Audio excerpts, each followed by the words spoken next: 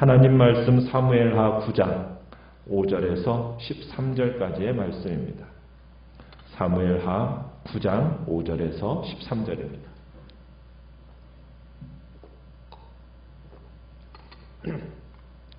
사무엘하 9장 5절입니다. 다윗 왕이 사람을 보내어 로드발 암미엘의 아들 마길의 집에서 그를 데려오니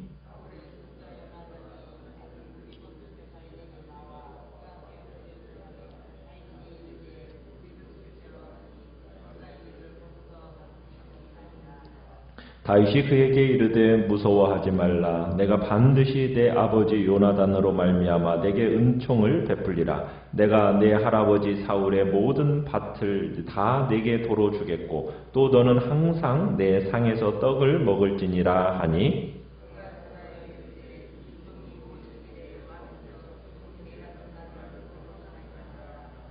왕이 사울의 시종 시바를 불러 그에게 이르되 사울과 그의 온 집에 속한 것은 내가 다 내 주인의 아들에게 주었노니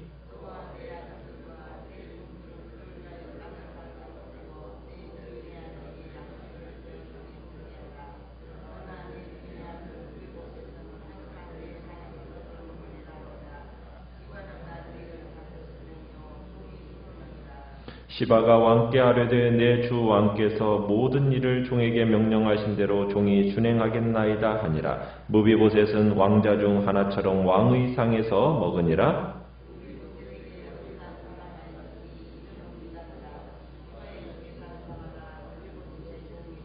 같이 읽습니다. 무비보셋이 항상 왕의 상에서 먹음으로 예루살렘에 사니라. 그는 두 발을 다 절더라. 아멘. 오늘 말씀의 제목은 요나단과의 언약을 기억한 다윗이라는 제목으로 말씀을 나눕니다. 다윗이 이스라엘의 통합왕으로서 등극하고 세월이 지나면서 다윗 정권은 점차 뿌리를 내리게 됩니다. 전국은 평온해지고 안정되기 시작했습니다. 그때 다윗은 이스라엘의 왕으로서 군림하기까지 그에게 큰 힘이 되었고 또 용기를 이렇게 북돋워 주었던 그 한 사람을 떠올리죠. 요나단입니다.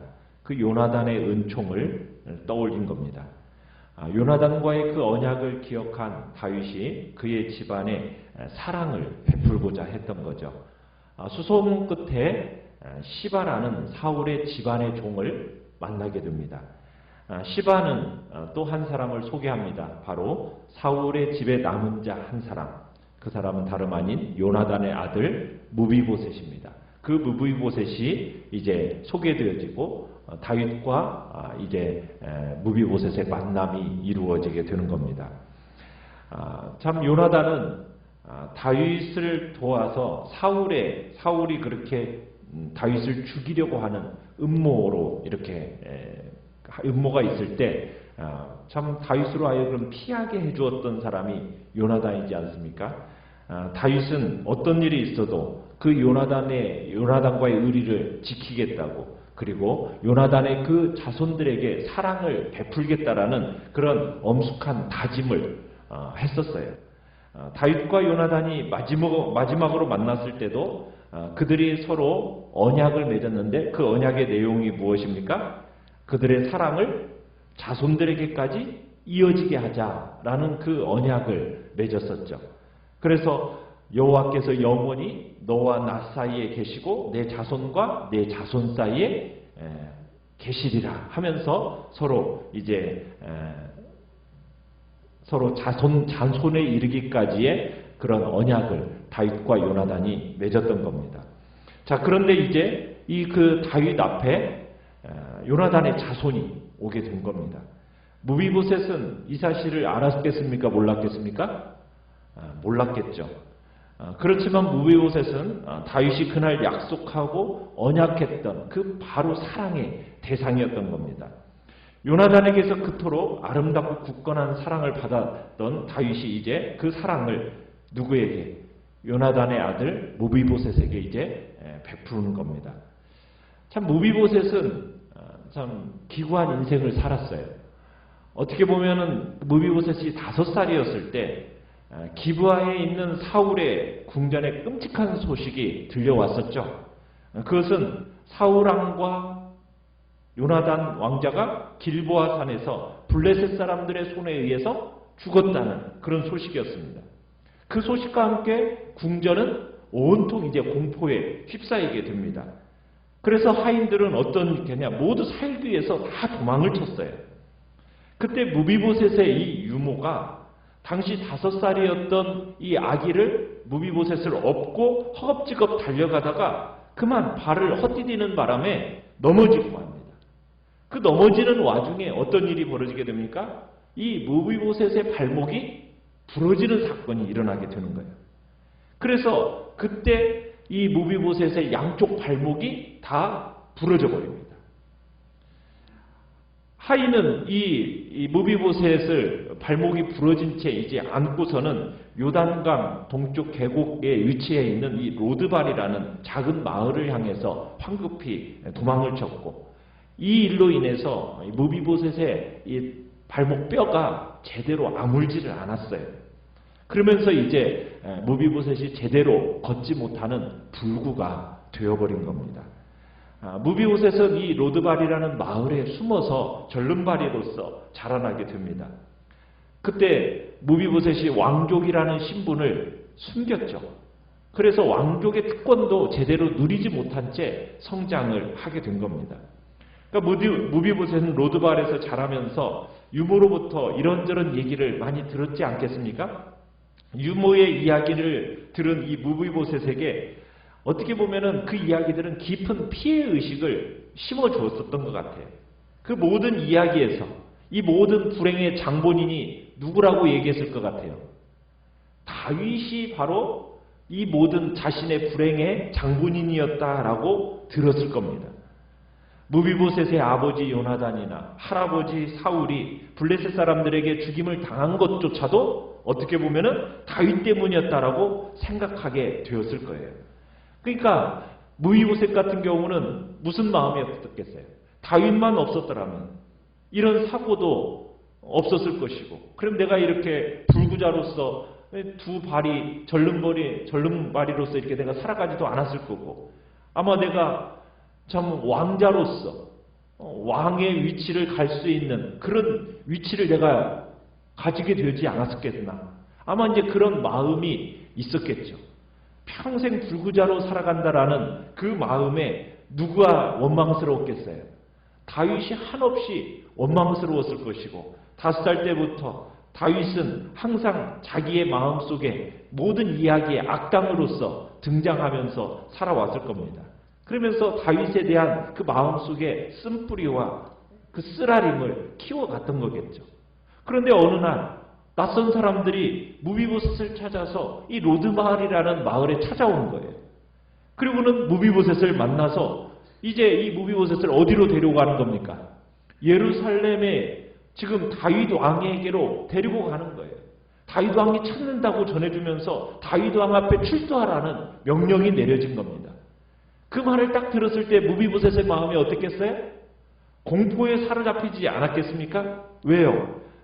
다윗이 결국에는 나라 전체를 샅샅이 다 뒤져서 결국 사울의 후손을 찾아내서 모조리 제거하기로 작정했구나. 아마 이런 생각이 들었지 않았겠습니까?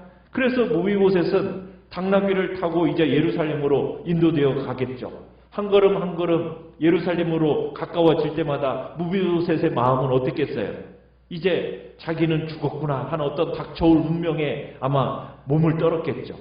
참 지금까지도 희생자로 비참하게 살아왔는데 결국 내 인생은 이렇게 피비비대는 나는 사형으로 끝나는구나. 아마 이런 생각이 무비보셋의 마음을 가득 채웠을 겁니다. 자, 드디어 다윗 앞에 서게 됩니다. 그 순간 무비보셋은 사형 선고를 기대했겠죠. 왜요? 그 오랜 세월 동안 너무나도 철저하게 내팽개침을 당했고 참으로 스스로 왕족의 찢기라고 생각하면서 살아왔거든요. 그래서 8절에 보면은 뭐라고도 얘기하냐면 죽은 개 같은 나 이런 식으로 다윗 왕 앞에 표현을 합니다. 그러니까 스스로를 인간 이하로 취급하고 있는 거예요. 그러니까 다윗 왕 앞에서 무비보셋은 정말 비참한 공포를 느끼면서 벌벌 떨었을 겁니다. 그렇게 벌벌 떨고 있는 모습을 다윗 왕이 보고 있는 거예요. 자, 6절에 보면은 그래서 이제 딱 엎드려 있는 것을 보고서는 무비보셋이 보소서 당신의 종입니다. 이렇게 엎드려 있으니까 7절에 다윗이 뭐라고 얘기합니까? 무서워하지 마라. 무서워하지 마라. 마음 푹 놓아라. 걱정할 것 없다. 그러면서 마음을 진정시키는 거예요. 무비보셋은 왜 지금 자기가 지금 다윗의 궁전으로 인도되는 이유, 그 이유를 몰랐던 거예요. 지금 왜 다윗의 궁전으로 인도된 겁니까? 사랑받기 위해서 온 겁니다. 사랑받기 위해서. 누구 때문에? 아버지 요나단으로 인해서 다윗의 친구 그 요나단의 이름으로 지금 사랑을 베풀기 위해서 지금 인도받았던 건데 지금 무비보셋은 어떤 마음이에요? 나는 죽었구나. 이런 마음으로 지금 온 거거든요. 지금까지는 다윗이 전쟁을 치르느라고 국가를 어떻게 보면 안보를 확립하느라고 지금 왕권 다진 일에 여력이 없었어요. 그러다가 이제 본격적으로 왕의 일을 시작하는 준비가 이제 되니까 다윗이 왕으로서 가장 먼저 한 일이 뭐예요? 사랑을 베푸는 거예요. 무비보셋은 바로 오래전에 아버지 요나단과 다윗이 서로 사랑을 다짐했던 그런 언약을 맺었던 사이라는 것을 무비보셋은 몰랐어요. 그러면서 이제 7절에 얘기하는 거예요. 내 아버지 요나단으로 말미암아 내게 뭐 하겠다? 은총을 베풀겠다. 은총을 베풀겠다. 여러분 이 은총이라는 단어는 히브리어로 헤세드라는 말은 꼭 맞게 옮길 수 있는 우리 말이 없어요. 그래서 은총이라고 표현을 했는데 뭐 인애, 사랑 이렇게 표현을 했는데 이 특징과 범위가 굉장히 광범위합니다. 그래서 그 앞에다가 형용사를 붙여서 사용을 해요. 변함없는 사랑, 충성된 사랑, 언약을 맺은 사랑 이렇게 헤세드라는 이 형용사에다가 이런 여러 가지 어구들을 붙이면서 표현을 하거든요. 그러니까 다윗은 그날 바로 이런 종류의 사랑으로 무비보셋을 사랑했다는 거예요. 변함없는 충성스러운 언약을 맺은 그 사랑으로 지금 내가 너를 사랑한다. 내 그 은총을 베풀겠다. 지금 이렇게 얘기하고 있는 겁니다. 자, 그러면서 무비보셋의 신분에 어떤 변화가 일어나게 되죠? 놀라운 회복이 일어나요. 아무런 구원의 여망이 없었던 이 무비보셋에게 다윗은 할아버지 사울의 모든 소유지가 넘겨지게 됩니다. 그죠? 7절에 보면은 할아버지 사울의 모든 밭을 다 내게 돌려주겠다.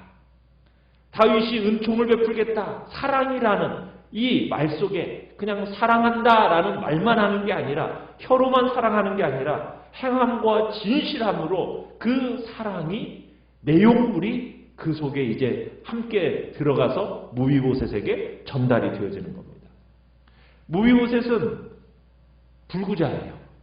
일을 할 수 있어요, 없어요? 일을 할 수가 없어요. 그러니까 어떻게 합니까? 9절 10절에 보면은 사울의 종이었던 시바를 무비보셋에게 줍니다. 노동력으로 제공하는 거예요. 다윗은 전에 사울의 종이었던 시바로 하여금 이제 무비보셋의 농지와 업무를 돌보게 하는 겁니다. 그리고 더 기가 막힌 건 뭐예요? 무비보셋으로 하여금 어떤 일을 하게 합니까? 7절 끝에 보면은 너는 항상 내 상에서 떡을 먹을지니라. 왕의 상에서 먹도록 허락을 받았다는 거예요. 왕의 상에서 먹는다는 것은 무슨 얘기입니까? 식구가 뭐예요? 가족이죠. 그죠? 가족으로서 이제 편입되는 거예요. 너는 내 가족이다. 우리도 그죠? 같이 밥을 먹는다라는 거. 식구가 된다라는 것은 가족이 된다라는 거잖아요. 그러니까 무비보셋을 가족의 한 사람으로서 받아들이게 되는 겁니다. 왕자로서 동등한 위치에 가게 되는 거예요. 이게 바로 사랑의 모습입니다. 관대하게, 아낌없이, 정말 넘치도록 내어주는 그 사랑을 우리가 보게 되는 거예요. 다윗의 선처에 감동한 무비보셋이 다윗 앞에 엎드려 뭐라고 얘기합니까? 도대체 내가 무엇이 간데 죽은 개 같은 저에게 이러한 선처를 베푸시는 겁니까? 하면서 무비보셋이 감동을 하는 거예요. 참 로드발은 건조한 땅이에요. 정말 황량한 그 건조한 땅에 숨어 살았던 이 무비보셋이 이끌림을 받아가지고 왕 앞으로 나오더니 결국에는 왕의 식탁에서 함께 먹는 그런 존재로 서게 된 겁니다.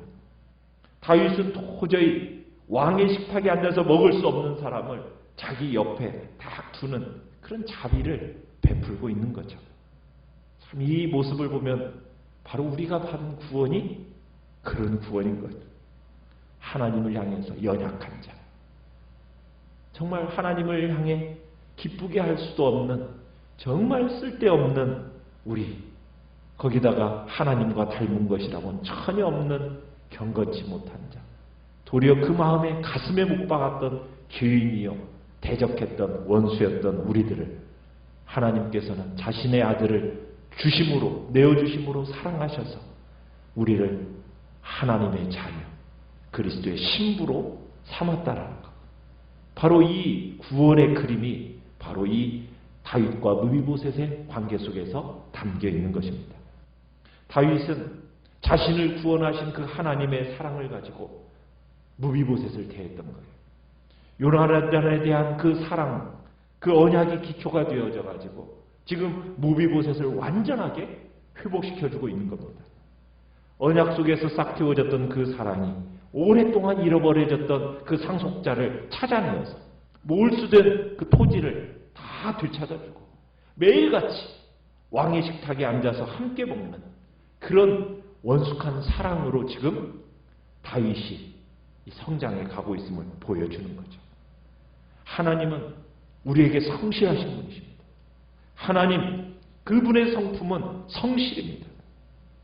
그 하나님의 성품이 어디에서 나오고 있는 겁니까? 바로 언약에서 나오는 것이요, 사랑에서 나오고 있는 거예요. 무비보셋을 회복시켰던 다윗의 행동에 그대로 지금 하나님의 사랑이 드러나 있는 거예요.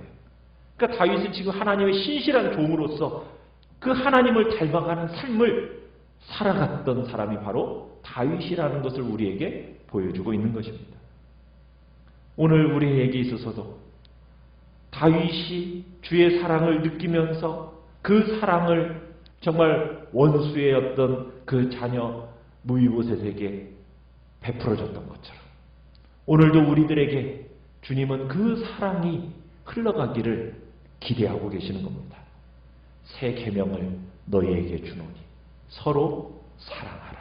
내가 너희를 사랑한 것 같이 너희도 서로 사랑하라. 이로써 너희가 내 제자인 줄 너희가 알리라. 주님께서 이러한 사랑을 우리에게 동일하게 요구하고 계시는 것입니다. 우리도 오늘 정말 바쁘고 힘겨운 삶을 살아가는 중에 정말 우리도 기꺼이 그 사랑을 베푸는 자리에 있기를 바랍니다. 무슨 일이 있어도 우리가 받은 그 사랑을 한결같이 흘러내리는 그 자리에 우리가 있기를 바랍니다. 우리가 힘을 가지고 우리가 성공을 하고 어떤 자리에 있을 때 정말 배신할 가능성이 짙은 사람이라 할지라도 상처받을 위험을 무릅쓰고 우리는 그 사랑을 베푸는 자리에 우리가 서야 되는 것입니다. 사랑이라는 것은 옳고 그름을 따져가면서 사랑하는 게 아니죠. 사랑은 모든 것을 포용하는 것입니다. 하나님의 자녀로서 우리는 그분의 성품을 우리의 삶에 구현해내야 되겠습니다. 그분의 영광을 구하는 삶을 오늘 한날도 살아가시길 바랍니다. 우리의 그의 영혼의 풍성함을 그러면 가져다 주게 될 것입니다. 우리 교회 안에 바로 이러한 사랑이 넘쳐나기를 위해서 기도하시길 바랍니다. 세상이 가져다 주는 정말 세상 가운데서 이런 사랑으로 세상을 사랑하기를 소원합니다. 그럴 때 사람들은 우리를 예수님의 제자로 보게 될 것입니다. 그리고 복음은 더욱 힘있고 활기차게 정말 퍼져나가는 복된 역사가 있게 될 것입니다. 오늘 정말 우리의 인생, 평생에 주님을 닮아가는 삶을 살겠다라고 주님 앞에 결단하면서 이 시간 주님 앞에 나아가시길 바랍니다. 말씀을 생각하면서 기도하시고요.